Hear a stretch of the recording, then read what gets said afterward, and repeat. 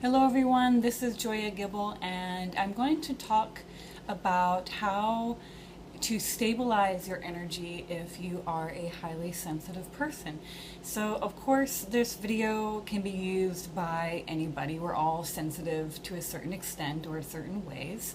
But what I mean by a highly sensitive person is somebody who can sense other people's energies and emotions, and even beyond that, highly sensitive people tend to take these energies and emotions on within themselves, and if it's not managed, then it can cause overwhelm and anxiety, because it's actually a gift to be such a sensitive person, because it allows us to connect with other people, and when we connect with other people, we can help them. But again, the energies need to be managed. They need to be recognized. You need to be able to distinguish between your energy and your emotions and the energy and emotions of another person, and we need to continually kind of clean these energies out to keep our bodies and our minds clean. So just like we wash our hands every time we go to the restroom, we need to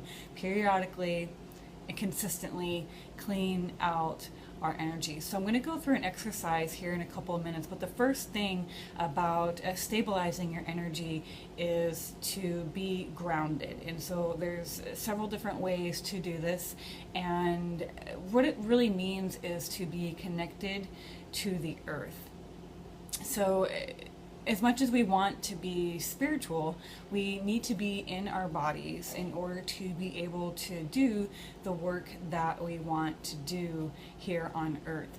So everything else builds on this practice of being grounded. Once you know how to ground yourself, everything else is learned much more easily, and actually kind of happens pretty naturally, kind of builds on top of being grounded. Okay, so what you do is go ahead and take a deep breath,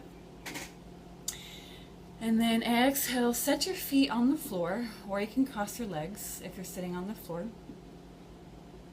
and place your hands on your thighs, palms down.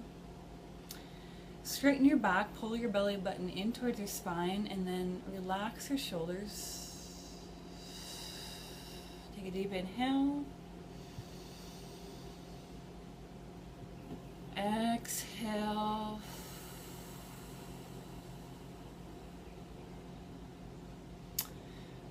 Imagine a golden glowing ball of light at the base of your spine. It's connected to the bottom of your spine. It's there, glowing brightly and strongly. And then that light starts to grow down towards the center of the earth. This is your grounding cord. So allow the light to move down through anything that you're sitting on, anything that's between you and the surface of the earth, down through the top layers of the soil, down through the rocky layers of the earth's crust, all the way down, down, down, down, down, down, down, down, down, down to the center of the earth. And at the center of the earth, the light, the grounding cord, connects and attaches to a boulder at the center of the earth. It can attach there in any way that it needs to be attached so that you feel secure. It can be stapled, it can be welded, it can be fused to that boulder.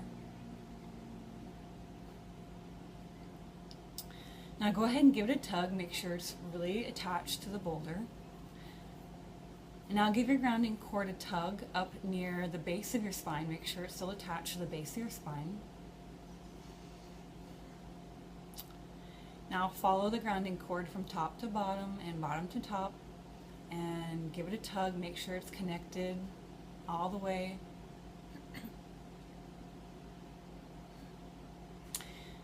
Any place that the grounding cord seems to be broken or weak, go ahead and fix and strengthen it. Allow that light to get bright. Any places that the grounding cord seems to be dirty or dull, go ahead and clean it off. Get it nice and golden glowing. Take a deep breath. Exhale.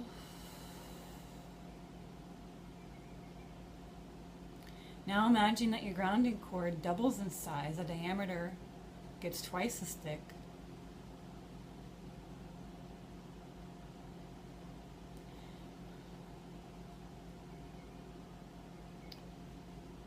Now imagine that it doubles again.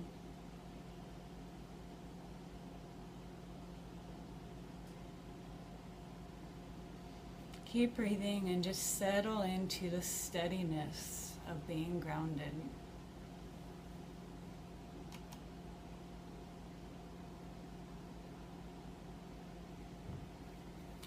When you're ready, go ahead and gently open your eyes.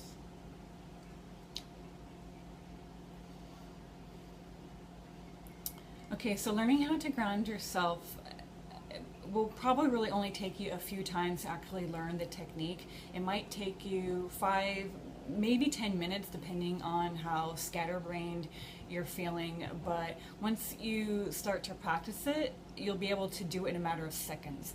So I do this throughout the day, all day long. I do it before I go into the office in the morning. I do it when I get into my car so that I can focus and drive safely. I do it if I'm going to be around a person who kind of stresses me out for whatever reason.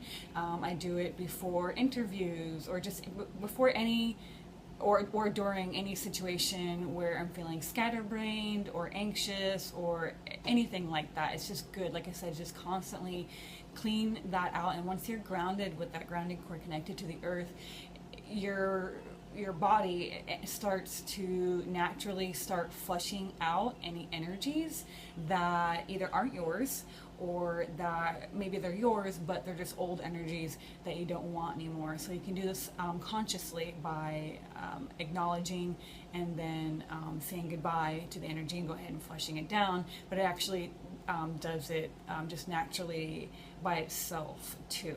So that's the first thing. The second thing to do to stabilize your energy on a consistent basis is to be aware of your emotions. So that's to be aware of when you're having emotions and also what emotions that you're having. And I'll do more videos that talk about how to do that and why we want to do that. But our emotions are stored in our body and in our mind, and so there's a vocabulary that goes along with this. So my vocabulary will be different from your vocabulary, and everybody has kind of their own words that feel a certain way to them. But for you, you need to know what the difference is between sadness, anger, disgust, devastation. So there's nuances between these words and emotions, and what I might describe as a sadness, you might describe as a disgust. So again, there is a vocabulary, but it's your vocabulary for your emotions, and so the only way you can learn that is by practicing it. You have to practice feeling it and putting words to it. And in my work, even if you can't put a word to what you're feeling, we can still go ahead and clear it out. So don't worry about that. But the more that you are able to identify your emotions, the more you can kind of just notice when you're angry, when you're sad, when you're more angry than sad, when you're more sad than angry, when they coexist together, and then we just go on from there to clear them out and replace it with feelings that you do want to have. And it sounds kind of crazy if you haven't actually done it before, but with EFT, that actually is what the result is that you feel differently afterwards. So the third thing about stabilizing energy is physical activity. And so this is maybe self-explanatory. Maybe you can find a lot of information somewhere else on the internet, but Basically, it gets the energy moving. Literally, figuratively, it gets the energy moving, gets the adrenaline going, and the more that you can move your body, it just feels good. It just gets things moving in your body and in your mind. And the last thing is practice. So nobody's perfect. We're all human, and even as much work as I put in, I still get overwhelmed sometimes. I still get kind of snappy sometimes. I, can get moody sometimes, but trust me, it's not as bad as what it used to be, and you can probably ask certain people about that who have been in my life for some time. But if you'd like more information or personal guidance on how to stabilize energy and control your moods as a sensitive person, you can go ahead and set up a complimentary mindset reset session with me, and we will talk. Okay, namaste. Bye-bye.